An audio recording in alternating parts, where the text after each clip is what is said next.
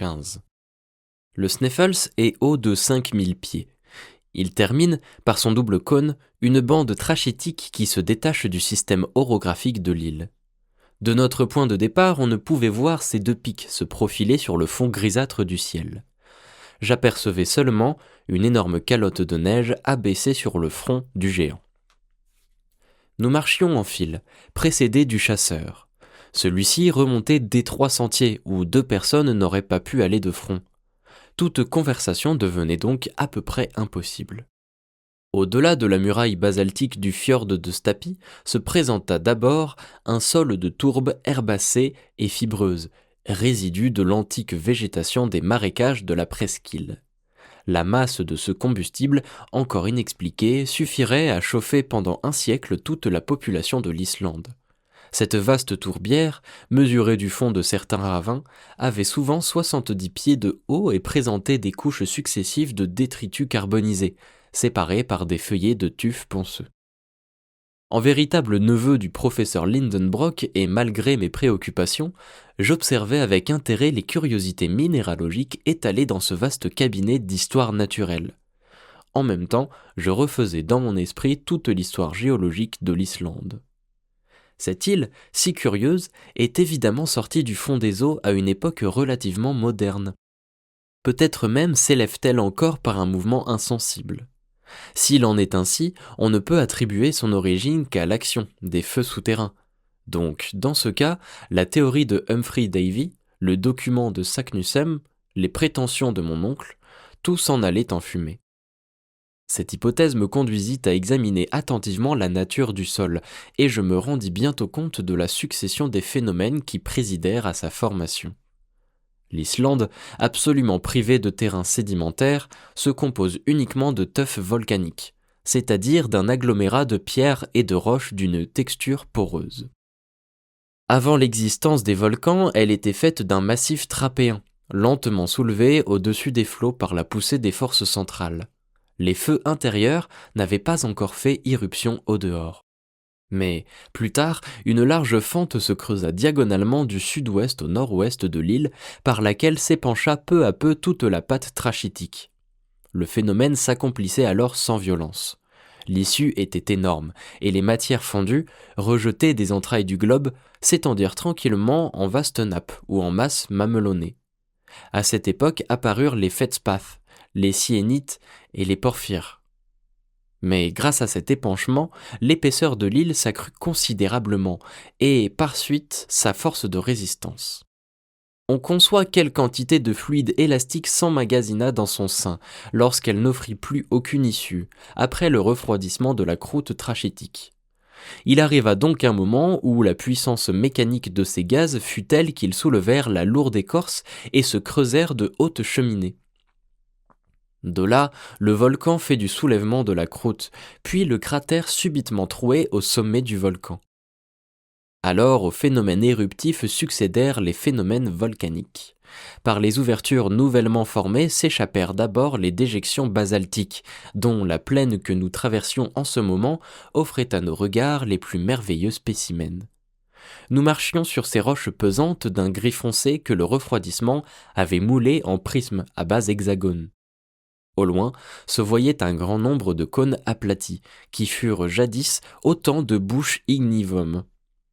Puis, l'éruption basaltique épuisée, le volcan, dont la force s'accrut de celle des cratères éteints, donna passage aux laves et à ces tufs de cendres et de scories dont j'apercevais les longues coulées éparpillées sur ses flancs comme une chevelure opulente. Telle fut la succession des phénomènes qui constituèrent l'Islande. Tous provenaient de l'action des feux intérieurs, et supposer que la masse interne ne demeurait pas dans un état permanent d'incandescente liquidité, c'était folie. Folie surtout de prétendre atteindre le centre du globe. Je me rassurai donc sur l'issue de notre entreprise tout en marchant à l'assaut du Sneffels. La route devenait de plus en plus difficile. Le sol montait, les éclats de roches s'ébranlaient, et il fallait la plus scrupuleuse attention pour éviter les chutes dangereuses. Hans s'avançait tranquillement, comme sur un terrain uni. Parfois il disparaissait derrière les grands blocs, et nous le perdions de vue momentanément. Alors un sifflement aigu, échappé de ses lèvres, indiquait la direction à suivre. Souvent aussi ils s'arrêtaient, ramassaient quelques débris de roc, les disposaient d'une façon reconnaissable et formaient ainsi des amers destinés à indiquer la route du retour. Précaution bonne en soi, mais que les événements futurs rendirent inutiles. 3 fatigantes heures de marche nous avaient amenés seulement à la base de la montagne.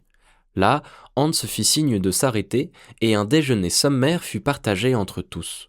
Mon oncle mangeait les morceaux doubles pour aller plus vite. Seulement, cette halte de réfection étant aussi une halte de repos, il dut attendre le bon plaisir du guide qui donna le signal du départ 1 heure après. Les 3 Islandais, aussi taciturnes que leurs camarades le chasseur, ne prononcèrent pas un seul mot et mangèrent sobrement. Nous commencions maintenant à gravir les pentes du Sneffels. Son neigeux sommet, par une illusion d'optique fréquente dans les montagnes, me paraissait fort rapproché, et cependant que de longues heures avant de l'atteindre. Quelle fatigue surtout! Les pierres qu'aucun ciment de terre, aucune herbe ne liait entre elles, s'éboulaient sous nos pieds et allaient se perdre dans la plaine avec la rapidité d'une avalanche. En de certains endroits, les flancs du mont faisaient avec l'horizon un angle de 36 degrés au moins. Il était impossible de les gravir, et ces raidillons pierreux devaient être tournés non sans difficulté. Nous nous prêtions alors un mutuel secours à l'aide de nos bâtons. Je dois dire que mon oncle se tenait près de moi le plus possible. Il ne me perdait pas de vue, et en maintes occasions son bras me fournit un solide appui. Pour son compte, il avait sans doute le sentiment inné de l'équilibre, car il ne bronchait pas. Les Islandais, quoique chargés, grimpaient avec une agilité de montagnards. À voir la hauteur de la cime du Sneffels, il me semblait impossible qu'on pût l'atteindre de ce côté, si l'angle d'inclinaison des pentes ne se fermait pas. Heureusement, après 1 heure de fatigue et de tours de force, au milieu du vaste tapis de neige développé sur la croupe du volcan, une sorte d'escalier se présenta inopinément, qui simplifia notre ascension. Il était formé par l'un de ces torrents de pierre rejetés par les éruptions et dont le nom islandais est Stina. Si ce torrent n'eût pas été arrêté dans sa chute par la disposition des flancs de la montagne, il serait allé se précipiter dans la mer et former des îles nouvelles. Tel il était, tel il nous servit fort. La raideur des pentes s'accroissait, mais ces marches de pierre permettaient de les gravir aisément, et si rapidement même qu'étant resté un moment en arrière pendant que mes compagnons continuaient leur ascension, je les aperçus déjà réduits, par l'éloignement, à une apparence microscopique. À 7 heures du soir, nous avions monté les 2000 marches de l'escalier, et nous dominions une extumescence de la montagne, sorte d'assise sur laquelle s'appuyait le cône proprement dit du cratère. La mer s'étendait à une profondeur de 3200 pieds. Nous avions dépassé la limite des neiges perpétuelles, assez peu élevée en Islande par suite de l'humidité constante du climat. Il faisait un froid violent, le vent soufflait avec force, j'étais épuisé. Le professeur vit bien que mes jambes me refusaient tout service, et, malgré son impatience, il se décida à s'arrêter. Il fit donc signe au chasseur qui secoua la tête en disant « Of van far ». « Il paraît qu'il faut aller plus haut », dit mon oncle. Puis il demanda à Hans le motif de sa réponse. « Mistur », répondit le guide. « Ja, Mistur », répéta l'un des Islandais d'un ton effrayé. « Que signifie ce mot » demandai-je avec inquiétude. « Voix », dit mon oncle. Je portai mes regards vers la plaine. Une immense colonne de pierre ponce pulvérisée, de sable et de poussière s'élevait en tournoyant comme une trombe. Le vent la rabattait sur le flanc du Sneffels, auquel nous étions accrochés. Ce rideau opaque étendu devant le soleil produisait une grande ombre jetée sur la montagne. Si cette trombe s'inclinait, elle devait inévitablement nous enlacer dans ses tourbillons. Ce phénomène, assez fréquent lorsque le vent souffle des glaciers, prend le nom de mistour en langue islandaise. « Hastigt, hastigt » s'écria notre guide. Sans savoir le danois, je compris qu'il nous fallait suivre Hans au plus vite. Celui-ci commença à tourner le cône du cratère, mais en biaisant, de manière à faciliter la marche. Bientôt, la trombe s'abattit sur la montagne, qui tressaillit à son choc. Les pierres saisies dans les remous du vent volèrent en pluie comme dans une éruption. Nous étions, heureusement, sur le versant opposé et à l'abri de tout danger. Sans la précaution du guide, nos corps déchiquetés, réduits en poussière, fussent retombés au loin, comme le produit de quelque météore inconnu. Cependant, Hans ne jugea pas prudent de passer la nuit sur les flancs du cône. Nous continuâmes notre ascension en zigzag, les 1500 pieds qui restaient à franchir prirent près de 5 heures. Les détours, les biais et contre-marches mesuraient 3 lieues au moins. Je n'en pouvais plus. Je succombais au froid et à la faim. L'air, un peu raréfié, ne suffisait pas au jeu de mes poumons. Enfin, à 11 heures du soir, en pleine obscurité, le sommet du Sneffels fut atteint, et, avant d'aller m'abriter à l'intérieur du cratère, j'eus le temps d'apercevoir le soleil de minuit, au plus bas de sa carrière, projetant ses pâles rayons sur l'île endormie à mes pieds. 16. Le souper fut rapidement dévoré et la petite troupe se casa de son mieux. La couche était dure, l'abri peu solide, la situation fort pénible à 5000 pieds au-dessus du niveau de la mer. Cependant, mon sommeil fut particulièrement paisible pendant cette nuit, l'une des meilleures que j'eusse passées depuis longtemps. Je ne rêvais même pas. Le lendemain, on me réveilla à demi gelé par un air très vif, aux rayons d'un beau soleil. Je quittai ma couche de granit et j'allais jouir du magnifique spectacle qui se développait à mes regards. J'occupais le sommet de l'un des 2 pics du Sneffels, celui du sud. De là, ma vue s'étendait sur la plus grande partie de l'île. L'optique, commune à toutes les grandes hauteurs, en relevait les rivages, tandis que les parties centrales paraissaient s'enfoncer. On eût dit qu'une de ces cartes en relief d'Elbesmer s'étalait sous mes pieds. Je voyais les vallées profondes se croiser en tous sens, les précipices se creuser comme des puits, les lacs se changer en étangs, les rivières se faire ruisseaux. Sur ma droite se succédaient les glaciers sans nombre et les pics multipliés, dont quelques-uns s'empanachaient de fumée légère. Les ondulations de ces montagnes infinies, que leurs couches de neige semblaient rendre écumantes, rappelaient à mon souvenir la surface d'une mer agitée. Si je me retournais vers l'ouest, l'océan s'y développait dans sa majestueuse étendue, comme une continuation de ses sommets moutonneux. Où finissait la terre, où commençaient les flots, mon œil le distinguait à peine. Je me plongeais ainsi dans cette prestigieuse extase que donnent les hautes cimes, et cette fois, sans vertige, car je m'accoutumais enfin à ces sublimes contemplations. Mes regards éblouis se baignaient dans la transparente irradiation des rayons solaires. J'oubliais qui j'étais, où j'étais pour vivre de la vie des elfes ou des sylphes, imaginaires habitants de la mythologie scandinave. Je m'enivrais de la volupté des auteurs sans songer aux abîmes dans lesquels ma destinée allait me plonger avant peu. Mais je fus ramené au sentiment de la réalité par l'arrivée du professeur et de Hans, qui me rejoignirent au sommet du pic. Mon oncle, se tournant vers l'ouest, m'indiqua de la main une légère vapeur, une brume, une apparence de terre qui dominait la ligne des flots. « Le Groenland, dit-il. »« Le Groenland » m'écriai-je. « Oui, nous n'en sommes pas à 35 lieues, et pendant les dégels, les ours blancs arrivent jusqu'à l'Islande, portés sur les glaçons du nord. Mais cela importe peu. Nous sommes au sommet du Sneffels. Voici 2 pics, l'un au sud, l'autre au nord. Hans va nous dire de quel nom les Islandais appellent celui qui nous porte en ce moment. » La demande formulée, le chasseur répondit « Scartaris ». Mon oncle me jeta un coup d'œil triomphant. « Au cratère !» dit-il. Le cratère du Sneffels représentait un cône renversé dont l'orifice pouvait avoir une demi-lieue de diamètre. Sa profondeur, je l'estimais à 2000 pieds environ.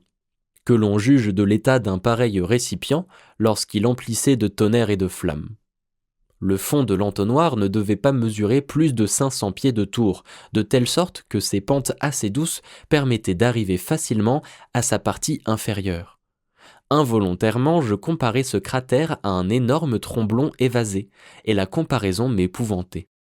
Descendre dans un tromblon, pensais-je, quand il est peut-être chargé et qu'il peut partir au moindre choc, c'est œuvre de fou. Mais je n'avais pas à reculer. Hans, d'un air indifférent, reprit la tête de la troupe. Je le suivis sans mot dire. Afin de faciliter la descente, Hans décrivait à l'intérieur du cône des ellipses très allongées. Il fallait marcher au milieu des roches éruptives, dont quelques-unes, ébranlées dans leurs alvéoles, se précipitaient en rebondissant jusqu'au fond de l'abîme. Leur chute déterminait des réverbérations d'écho d'une étrange sonorité. Certaines parties du cône formaient des glaciers intérieurs. Hans ne s'avançait alors qu'avec une extrême précaution, sondant le sol de son bâton ferré pour y découvrir les crevasses. À de certains passages douteux, il devint nécessaire de nous lier par une longue corde, afin que celui auquel le pied viendrait à manquer inopinément se trouvât soutenu par ses compagnons. Cette solidarité était chose prudente, mais elle n'excluait pas tout danger. Cependant, et malgré les difficultés de la descente sur des pentes que le guide ne connaissait pas, la route se fit sans accident, sauf la chute d'un ballot de corde qui s'échappa des mains d'un Islandais et alla par le plus court jusqu'au fond de l'abîme. À midi, nous étions arrivés. Je relevai la tête et j'aperçus l'orifice supérieur du cône, dans lequel s'encadrait un morceau de ciel d'une circonférence singulièrement réduite, mais presque parfaite. Sur un point seulement se détachait le pic du Scartaris, qui s'enfonçait dans l'immensité. Au fond du cratère s'ouvraient 3 cheminées par lesquelles, au temps des éruptions du Sneffels, le foyer central chassait ses laves et ses vapeurs. Chacune de ces cheminées avait environ 100 pieds de diamètre. Elles étaient là béantes sous nos pas. Je n'eus pas la force d'y plonger mes regards. Le professeur Lindenbrock, lui, avait fait un examen rapide de leur disposition. Il était haletant. Il courait de l'une à l'autre, gesticulant et lançant des paroles incompréhensibles. Hans et ses compagnons, assis sur des morceaux de lave, le regardaient faire. Ils le prenaient évidemment pour un fou. Tout à coup, mon oncle poussa un cri. Je crus qu'il venait de perdre pied et de tomber dans l'un des 3 gouffres. Mais non. Je l'aperçus, les bras étendus, les jambes écartées, debout devant un roc de granit posé au centre du cratère, comme un énorme piédestal fait pour la statue d'un Pluton. Il était dans la pose d'un homme stupéfait, mais dont la stupéfaction fit bientôt place à une joie insensée. « Axel, Axel !» s'écria-t-il. « Viens, viens !» J'accourus. Ni Hans ni les Islandais ne bougèrent. « Regarde !» me dit le professeur. Et, partageant sa stupéfaction, sinon sa joie, je lus sur la face occidentale du bloc, en caractères runiques à demi rongés par le temps, ce nom 1000 fois maudit. « Arne Saknussemm » s'écria mon oncle. « Douteras-tu encore ?» Je ne répondis pas, et j'en reviens consterné à mon banc de lave. L'évidence m'écrasait. Combien de temps demeurai-je ainsi plongé dans mes réflexions, je l'ignore. Tout ce que je sais, c'est qu'en relevant la tête, je vis mon oncle et Hans seuls au fond du cratère. Les Islandais avaient été congédiés, et maintenant ils redescendaient les pentes extérieures du Sneffels pour regagner Stapi. Hans dormait tranquillement au pied d'un roc, dans une coulée de lave où il s'était fait un lit improvisé. Mon oncle tournait au fond du cratère, comme une bête sauvage dans la fosse d'un trappeur. Je n'eus ni l'envie ni la force de me lever, et prenant exemple sur le guide, je me laissai aller à un douloureux assoupissement, croyant entendre des bruits ou sentir des frissonnements dans les flancs de la montagne. Ainsi se passa cette première nuit au fond du cratère. Le lendemain, un ciel gris, nuageux, lourd, s'abaissa sur le sommet du cône. Je ne m'en aperçus pas tant à l'obscurité du gouffre qu'à la colère dont mon oncle fut pris. J'en compris la raison, et un reste d'espoir me revint au cœur. Voici pourquoi. Des 3 routes ouvertes sous nos pas, une seule avait été suivie par Saknussemm. Au dire du savant islandais, on devait la reconnaître à cette particularité signalée dans le cryptogramme, que l'ombre du Scartaris venait en caresser les bords pendant les derniers jours du mois de juin. On pouvait, en effet, considérer ce pic aigu comme le style d'un immense cadran solaire, dont l'ombre a un jour donné marqué le chemin du centre du globe. Or, si le soleil venait à manquer, pas d'ombre. Conséquemment, pas d'indication. Nous étions au 25 juin. Que le ciel demeura couvert pendant 6 jours, et il faudrait admettre que le ciel demeura couvert pendant 6 jours, et il faudrait remettre l'observation à une autre année. Je renonce à peindre l'impuissante colère du professeur Lindenbrock. La journée se passa et aucune ombre ne vint s'allonger sur le fond du cratère. Hans ne bougea pas de sa place. Il devait pourtant se demander ce que nous attendions, s'il se demandait quelque chose. Mon oncle ne m'adressa pas une seule fois la parole. Ses regards, invariablement tournés vers le ciel, se perdaient dans sa teinte grise et brumeuse. Le 26, rien encore. Une pluie mêlée de neige tomba pendant toute la journée. Hans construisit une hutte avec des morceaux de lave. Je pris un certain plaisir à suivre de l'œil les milliers de cascades improvisées sur les flancs du cône, et dont chaque pierre accroissait l'assourdissant murmure. Mon oncle ne se contenait plus. Il y avait de quoi irriter un homme plus patient, car c'était véritablement échoué au port. Mais aux grandes douleurs, le ciel mêle incessamment les grandes joies, et il réservait au professeur Lindenbrock une satisfaction égale à ses désespérants ennuis. Le lendemain, le ciel fut encore couvert, mais le dimanche 28 juin, l'antépénultième jour du mois, avec le changement de lune vint le changement de temps. Le soleil versa ses rayons à flots dans le cratère. Chaque monticule, chaque roc, chaque pierre, chaque aspérité eut part à sa bienfaisante effluve et projeta instantanément son ombre sur le sol. Entre toutes, celle du Scartaris se dessina comme une vive arête et se mit à tourner insensiblement vers l'astre radieux. Mon oncle tournait avec elle. À midi, dans sa période la plus courte, elle vint lécher doucement le bord de la cheminée centrale. « C'est là !» s'écria le professeur. « C'est là, au centre du globe !» ajouta-t-il en danois. Je regardai Hans. « Forut !» fit tranquillement le guide. « En avant !» répondit mon oncle. Il était 1h13 du soir.